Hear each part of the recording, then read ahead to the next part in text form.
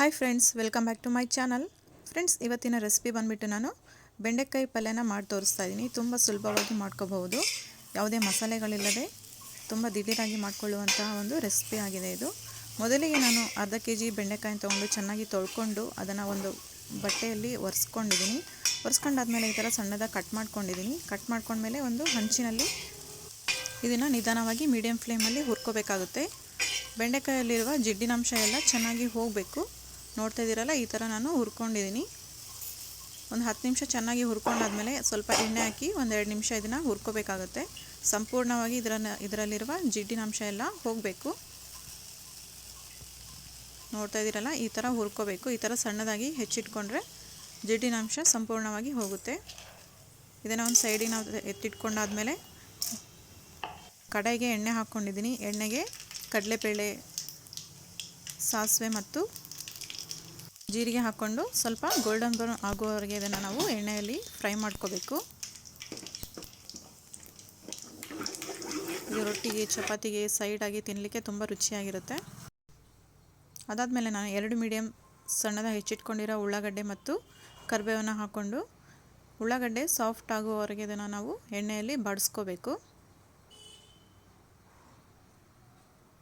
ತುಂಬ ಸಿಂಪಲಾಗಿ ಮಾಡ್ಕೋಬೋದು ಈ ಬೆಂಡೆಕಾಯಿ ಪಲ್ಯ. ನೀವು ಒಂದ್ಸಲ ಟ್ರೈ ಮಾಡಿ ಈ ಮೆಥಡಲ್ಲಿ. ಉಳ್ಳಾಗಡ್ಡೆ ಎಲ್ಲ ಸ್ವಲ್ಪ ಸಾಫ್ಟ್ ಆದಮೇಲೆ ಇದಕ್ಕೆ ನಾನು ಹೆಚ್ಚಿಟ್ಕೊಂಡಿರುವಂತಹ 2 ಮೀಡಿಯಮ್ ಸೈಜ್ ಟೊಮೆಟೊನ ಹಾಕ್ಕೊಂಡಿದ್ದೀನಿ. ಇದನ್ನು ಸಹ ಮೀಡಿಯಮ್ ಫ್ಲೇಮಲ್ಲಿ ಚೆನ್ನಾಗಿ ಬೇಯಿಸ್ಕೋಬೇಕಾಗುತ್ತೆ. ಉಳ್ಳಾಗಡ್ಡೆ ಮತ್ತು ಟೊಮೆಟೊ ಸಾಫ್ಟ್ ಆಗಲಿಕ್ಕೆ ನಾನು ಸ್ವಲ್ಪ ಉಪ್ಪನ್ನು ಹಾಕ್ಕೊಂಡಿದ್ದೀನಿ. ಉಪ್ಪು ಹಾಕ್ಕೊಂಡ್ಮೇಲೆ ಒಂದು 2 ನಿಮಿಷ ಇದನ್ನು ಬಾಡಿಸ್ಕೊಂಡಾದ್ಮೇಲೆ ಅರಿಶಿನ ಪುಡಿಯನ್ನು ಹಾಕ್ಕೊಂಡಿದ್ದೀನಿ, ಅರ್ಧ ಟೇಬಲ್ ಸ್ಪೂನ್. ಇದನ್ನು ಹಾಕ್ಕೊಂಡ್ಮೇಲೆ ಚೆನ್ನಾಗಿ ಫ್ರೈ ಮಾಡ್ಕೊಳ್ಳಿ. ಸ್ವಲ್ಪ ಉಳ್ಳಾಗಡ್ಡೆ ಮತ್ತು ಟೊಮೆಟೊ ಬೆಂದ ನಂತರ ಇದಕ್ಕೆ ನಾನು 1.5 ಟೇಬಲ್ ಸ್ಪೂನ್ ಅಚ್ಚ ಖಾರದ ಪುಡಿಯನ್ನು ಹಾಕ್ಕೊಳ್ತಾ ಇದ್ದೀನಿ. ಇದನ್ನು ಹಾಕ್ಕೊಂಡ್ಮೇಲೆ ಎಣ್ಣೆಯಲ್ಲಿ ಚೆನ್ನಾಗಿ ಫ್ರೈ ಮಾಡ್ಕೊಳ್ಳಿ.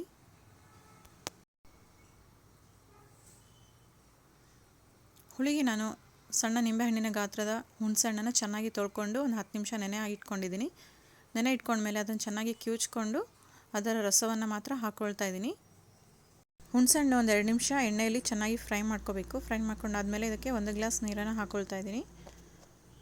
ನೀರನ್ನು ಹಾಕಿಕೊಂಡು ಚೆನ್ನಾಗಿ ಇದನ್ನು ಮಿಕ್ಸ್ ಮಾಡ್ಕೊಳ್ಳಿ.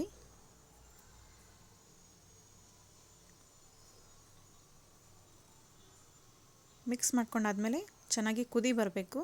ಹುಣಸೆಹಣ್ಣೆಲ್ಲ ಚೆನ್ನಾಗಿ ಕುದಿಬೇಕು. ಕುದ್ದ ನಂತರ ಇದಕ್ಕೆ ನಾವು ಹುರಿದಿಟ್ಕೊಂಡಿರುವ ಬೆಂಡೆಕಾಯನ್ನು ಹಾಕ್ಕೋಬೇಕು. ಹಾಕ್ಕೊಂಡಾದ ನಂತರ ಚೆನ್ನಾಗಿ ಮಿಕ್ಸ್ ಮಾಡ್ಕೊಳ್ಳಿ.